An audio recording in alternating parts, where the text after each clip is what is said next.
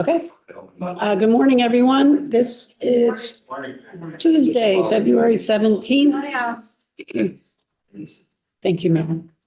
This is Tuesday, February 17th, 2026 at about 10:45, and this is the House Republican Caucus meeting immediately following floor. Just a few comments from the Leadership Committee meeting this morning at 9:30. As you were aware, I believe the speaker talked about H50, which is the BAA that came back, and there's going to be a committee of conference of which Rep. Gregoire, Rep. Casey, and Rep. Sweeney will be on that. My understanding is it's just a few tweaks. I don't see James Gregoire in here. A few tweaks only, so it should just move quickly and come back on the floor for that. Committee budget letters are due this Friday. So if your committees are working on any budget letters like requests and asks for cold hard cash, those are due this Friday. Thursday, next Thursday. Oh no, this Thursday. This Thursday. Wow, I thought it was like two weeks ago, last Thursday. So this Thursday at 9 a.m. will be a caucus of the whole to hear about the state of the guard. So that is in the chamber at 9 a.m. So stay there, and then we'll recess and gavel in at 9:45 for the at 10:30 for the elections for the Vermont State College thing and the tag vote. Lisa. There is a House floor session prior to that June. Yes, assembly but yeah, but between the caucus and the whole. correct. Yes, yes. And be prepared for that floor to go probably about 2 hours, because there's 3 people running for Vermont State College trustees, and the tag also has 2 people running. So between nominations and the seconds of nominations and then the votes, my understanding is the trustees vote will go first and the tag will go second. And veto days are, if needed, June 22nd through June 24th. So write those on your calendar, because those are the days. Repeat those again. June 22nd, which is a Monday, I believe, through June 24th. Well, they'll probably pick one or 2 of those days, but please hold open those days. Okay. And that was all the information we got this morning from the speaker. Does anybody have any bills? I know today we sent a couple of them. 578, which is on notice for tomorrow, will not be up because it needs to head to Ways and Means and then get re-noticed on the calendar. Same with 660, which heads to appropriations, and then that will have to come back and be noticed again. H577 was on the calendar and it was sent to Ways and Means, I think. Appropriation. Well, it's going to approach. Yes. Right. It was in Ways and Means, but now it's being sent to appropriation. So while it didn't make it on the calendar, it was on the calendar at one time. Ways and Means had it, comes back, now it's going to appropriations. And I think that's all I have. Is Mike Marcotte in here? No. So we're working on a bill H385, and this is the transaction hold bill. This bill is designed to combat fraud. So we've all heard the classic story of the person who comes in and wants to pay $15,000 out of their bank account because they're going to get a shipment of $60 million in gold, et cetera. This bill provides some tools to the financial industries to at least put a hold on the transaction amount among some others. The hold would only apply to that one transaction. So if this is an account they normally use to pay their bills or anything like that, it would not apply there. But it would allow them to do, I think, up to a 15-day hold just to make sure it's legit. And my understanding is it may come out this Friday. It may, yeah, it's about 80% done. Okay. Anyone else have bills that are working their way through their committees? Mike also gave me, Representative Marcotte also gave me a couple of other ones that Okay. maybe they'll come out next week, and one possibly this Thursday, 8639, the data privacy, possibly this Thursday, Data privacy or genetic data privacy? genetic data privacy. Yeah, that's another one, which basically, puts some rules and guidelines around genetic data privacy, genetic data. One of the unique things about genetic data is it is you. You know, it's not like a phone number that you can change, or an email you can change, your bank account you can change. Once they have, that's something that can't be changed. So this bill aims to allow protections for people who they're storing their data, their genetic data. If you think about the most recent acquisition of 23andMe, is kind of what prompted this. Okay, the other ones were H205, H74, and then H512. Ticket event is 512. I think approach might, is it in approach 674? Anybody from approach here? And the Ireland. Oh, the Ireland one. Yeah, that one, what they do there is, instead of going to one specific, because right now we have some really great stuff. We're like an alliance with Ireland. But what we're trying to do is come up with a program that expands that, so we can have a similar policy with other countries and other towns within those. It's the sister state program. It's as far as there's obviously there's some concern, especially there are people in our body that are very connected to Ireland, and there's some concerns that we want to make sure that Ireland doesn't feel like they're, being snubbed or anything like that. It's not meant to do that. It's meant to just create a situation for any country to have an alliance with us and builds a framework in order to do that. Okay. And then 205 is a non-compete bill. Correct, yeah, I can talk a little bit about that one. That basically puts guardrails around that. For example, making it so it doesn't apply to like some of the lower paid, like if you are a line cook at McDonald's, you shouldn't, there's no reason for you to have to sign a non-compete agreement. Working around some of that, we've carved out the medical field as an exception because there's so much of the doctor-patient confidentiality there. And then the rest, we're still working out how to deal with key people. Like if you have a startup company, a lot of times you'll have these people that without them, the business would fail. And providing guardrails around that and higher ups, what would be a situation. What about attorneys? Did you carve them out? We talked a little bit about attorneys and the entire, not only attorney, I'm a realtor, so, and there's some discussion around that because one question is, who is your fiduciary? Is it the attorney or is it the firm?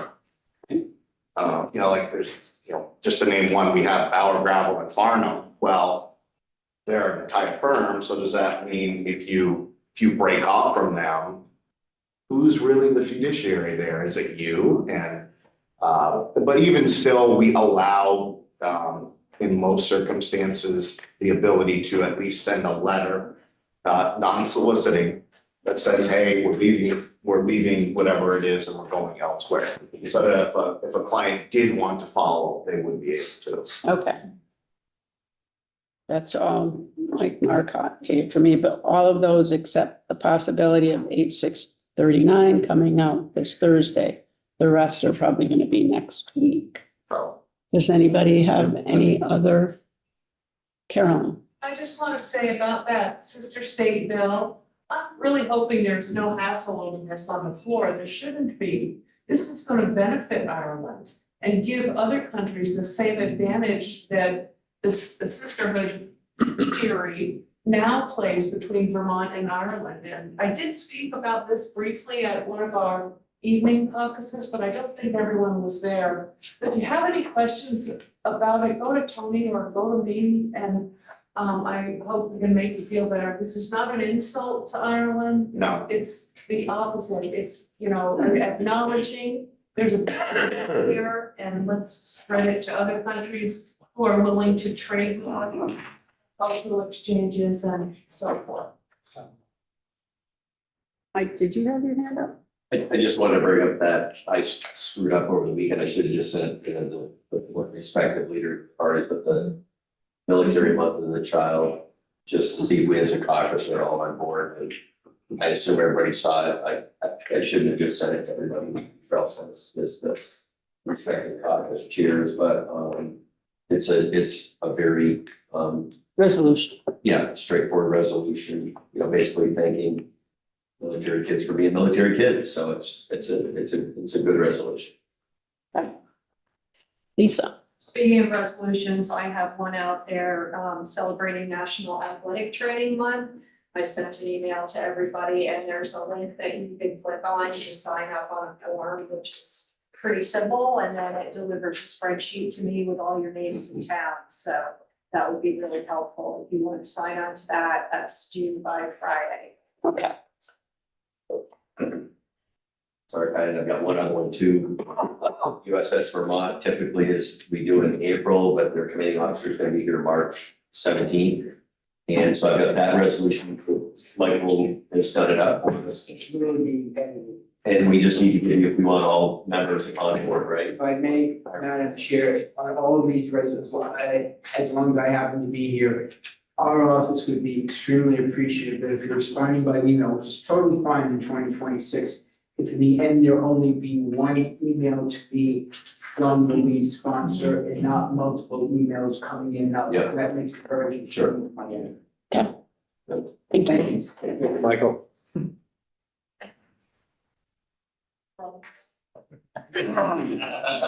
Michael. Yeah, I got most of the commanding officer is going to be here. Lisa, are you done? Representative Pango, are you finished? Sorry, yeah. She was just verifying that I was accurate because she's used to April. Okay. That was a late breaking thing that I didn't inform my budget. Representative Burdick. Yeah, we got two bills in judiciary coming up that we're gonna start. The first one this afternoon at 2:00 is S-208, which I'm sure most have heard of. That's an act relating to standards for law enforcement identification. And we'll continue on that tomorrow, and then tomorrow afternoon at 1, we'll be taking up S-209, an act relating to prohibiting civil arrest in sensitive locations. And as far as I know, they came out of Senate Judiciary 5-0.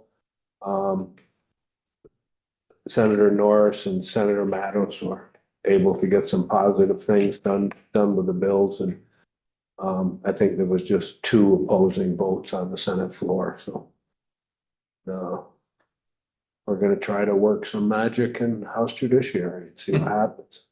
The S-208 is known around the building as the masking bill.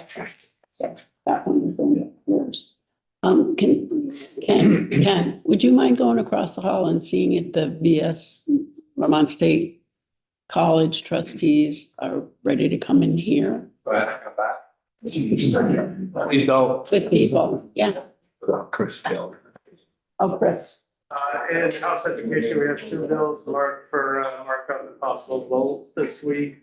One of them is HO2, which the inflator that's been added to the census block grant for special education is sunsetting, which was really never meant to happen. So this will continue on with the inflation inflator on the census block grant, but Is that 802? 802. Okay, The other one, a little bit more controversial, H542, which is to end the testing for PCBs in schools. oh, Is for vote this week. I am at this point not in favor of that bill, but we'll see how it finally turns out when we get the whole markup done on it. okay. Yeah, and that, those are, they start in the House and then they have to head over to the Senate as well. Okay. Richard? They should have ended testing for PCPs before they ever started, because I'll tell you, that's a rabbit hole you don't want to go down. We're down at the bottom of it and the water's coming up. Are they gonna continue funding for mitigation for schools that have been found with PCBs? Yeah, I believe part of the bill is that schools that are have already been tested and found with PCBs, they're gonna remain kind of in the queue to receive funding, although there's no funding to be received at this point. But they will not be testing additional. I totally agree with you. This is a rabbit hole that they opened up years ago. Very hard to close this rabbit hole when you've been talking for several years about the health effects that these are having on people. To now just say, well, we're not gonna test anymore. To me, it's something I can't get past at this point. Undocumented health effects. They're not like PFAS, they're not like some other things out there, but and that's the issue, but yes, once you find out. The problem with the bill originally was the threshold is so incredibly low. It's way lower than. It's way lower than the EPA. EPA is, So I think. which is something that's, I've always been for adjusting. Yeah, because probably 95% of the schools would not have to test anymore Right, because but I they, think that has to do also with how you're testing. I think Vermont is so low because we're in air quality in the air, and I think the EPA range is more for material. Yeah. Don't quote me on that, but, so that's why there's that variance, but Vermont likes to be the most restrictive and the most everything all the time, so. And we fight California for that distinction. But that should be coming out soon, and you all can make up your minds on how you wanna vote for it. are they still talking in there? Yeah, John is up there right now. Where the rest of them are, what they're at. I just thought. Okay. They kind of looked at me a little bit strangely when I watched this. Don't count. Maybe I should go back. Fred, When you walked in the room, they didn't think you were a man of distinction, is that what you're saying? I realize when we're in other committees, it's hard to know what each committee is doing. I'm on Human Services and we were working on a wonderful bill that Eric McGuire helped write, H594, was heading in the right direction to get people out of homelessness. Well, what's doing my amaze, it's been dropped. Thing that I feel is gonna help and move us forward is now 260766 in activating to establishing the Vermont Home Response Continuum. And I feel it's even getting us backwards 10 steps. And I actually did this for work, so I'm not like coming off the top thinking something up. So just my disappointment that Eric's bill by H594 has been ditched. okay. So welcome. We have Representative Brown, Representative Durkee, and Representative Konsenska. I don't know, you're in alphabetical order, so I'm assuming that's how you did it, or do you want to go last to first? I mean, either way, fine. Okay, Doesn't matter. go ahead. Representative Brown? Come on up. Yeah. Sorry, do you have a mic or just? No, we just stand and Speak or yell you're loud, standing? yeah. Alright. I'm gonna figure out a place I can stand or I'm not with my back to someone. All right, good morning, everybody. I am Representative Jana Brown. I represent Chittenden 1, which is the town of Richmond, and appreciate the chance to talk to all of you here today about the upcoming Vermont State College System Trustee election, which is going to be on Thursday during the joint assembly.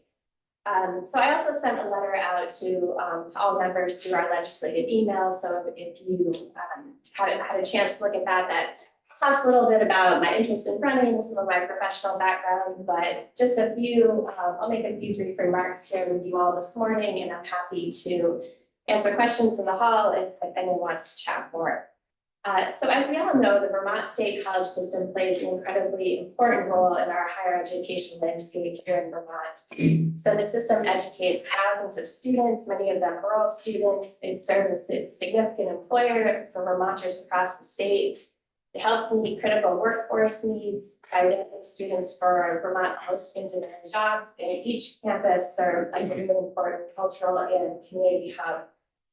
So I'm going to talk a little bit about my own personal experience. So I grew up in the Vermont State University Castleton campus community. So I really had a chance to sort of experience firsthand growing up the positive impact that institution had on my rural community in Rutland County. So my family has a bit of a history with the institution. My grandmother attended the Castleton Teachers College. And then later, my mother was a first-generation college student who attended Castleton State College and was able to finish her degree while juggling some demands of being a young parent at the same time. So really for both of them, I think that the closeness of this higher education institution in our small rural community was really critical to allowing them to access their education beyond high school. So I think without Castleton, they may not have been able to eventually pursue careers in both teaching and accounting. Also, as a teenager, I worked at many of the small businesses in Castleton, so really observed firsthand just how integral that institution was in economic vitality of the community, and also just as a really sort of a cultural center of that area. So here in the legislature, I've served on the House Education Committee for nearly 6 years. So every year we hear from the Vermont State College System, with their budget requests, with the innovations, and most significantly in recent years about the significant transformation that the system has undergone. So what we have here today is a more comprehensive, cohesive, and interconnected system than what the system looked like decades ago. And that's been really critical in allowing them to be sustainable and to continue to serve Vermont across the state. So I really welcome the chance to join the board at a time where there's still a lot of really important work left to do in ensuring that this critical piece of our higher education fabric here in Vermont really is sustainable in years ahead and is able to sort of innovate and adapt to some of the trends and demographics that are creating some real challenges for higher education institutions here in New England and also across the country. So thank you all. Happy to chat offline if anyone has questions. Thank you. Thank you. Representative Durkee. Good morning. Thank you for making time for us this morning. I have been serving as a trustee of the State College System since 2022. We serve 4-year terms. There are 4 elected legislators on the board, and I hadn't been on my radar when I was asked to consider serving 4 years ago, and I talked to a legislator who'd been a trustee, and they were very persuasive. So it might not be considered the glamorous trustee role, but this is really important work. The chancellor likes to say that the state colleges exist to serve the needs of Vermont and Vermonters. And we I think are thinking about that all the time. They're thinking about it every day. That comes through in the curriculum that's offered. How do we supply workforce? How do we meet the needs of tomorrow's workforce? How do we reach students where they are today, which isn't necessarily 18 to 22-year-olds driving to a CCV campus or heading out in September to one of the state university campuses and settling in for 4 years. The higher education world has evolved quite a bit in my time anyway, since I went to school. And it will continue to do so. And it's been particularly challenging here in Vermont, where, as we all know, because we're hearing about it all the time, our demographics have changed quite a lot since 2020. And we don't have the students who are the traditional age students coming in. When I was first elected, the board had just finished a presidential search. And interestingly, 4 years later, we are now on the verge of finishing up the presidential search. And during that time, there have been, this will be the fourth president that I've served under, including 2 interims. I would say the good news is that after a lot of turmoil in the first 18 months or so that I was on the board, things have really settled down. We hired a chancellor, Chancellor Monk, who I think has done an excellent job reassuring the state, the communities where campuses are critical to a handful of communities, that those campuses are not going to be closed, that the system is going to continue, and it's in a new evolving way, but continue to serve students there on those campuses. And President Berg, who some of you may have met, who was hired as an interim and then ended up staying on for an extra year, is retiring. Otherwise, I think everyone would be happy to have him continue. So I guess I'll stop there. I've gone over my 2 minutes, but I'm happy to answer any questions that you might have about the role of the board or the system, and hear your thoughts and suggestions too. Thank you. Representative Kosenska. So, see everyone here again here this morning. So John Kosenska, I represent 10 towns in the Essex Caledonia district. I sent a letter out to all of you here. You've probably all seen that, so I'm not going to read my letter. I'm going to highlight a few things here, but as here for everyone here, they graduated from the State College. Came back after being out of Vermont here for a little bit of time here to return a faculty member. My blended degree was in outdoor education. I came back after pursuing a couple of other graduate degrees here to be a faculty member of the recreation department and started the adventure leadership degree program there.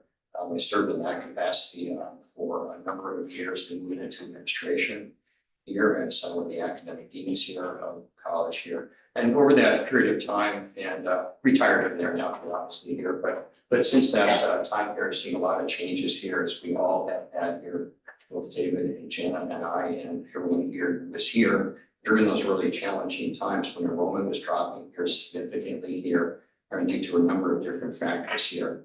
And last year, I was, as part of the appropriations committee here, higher education was part of my portfolio, and I was very happy to stand up and report that I'm happy to report that the system is in better financial shape. Enrollment has increased here over time.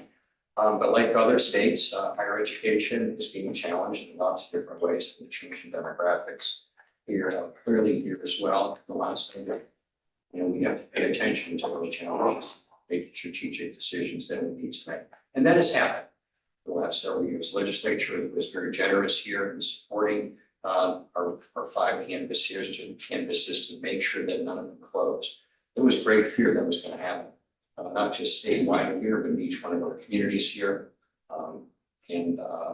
That some good decisions were made to keep everything running up to speed here. I've had an opportunity here to work with other institutions here in New England here to kind of bring some of their ideas back to Vermont here to help strengthen our system, and locally here at the Linden campus here with system-wide.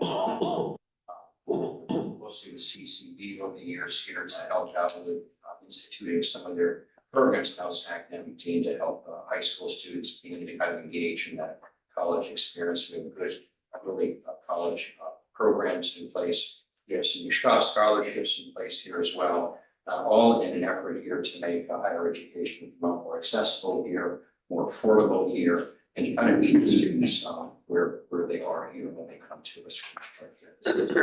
So I think that clearly I have an keen interest in serving as a trustee here. I think my broad background here across the system and in broad other places where I've worked here would benefit the system here as a whole. certainly looking forward to working with all the trustees here to keep our Vermont State colleges vibrant. Okay, Thank you very great. much. Thank you. We appreciate all three. And if anybody wants to talk to any of them, you'll be out in the We are. Lincoln hallway right after we adjourn. Thank you so much. Thank you.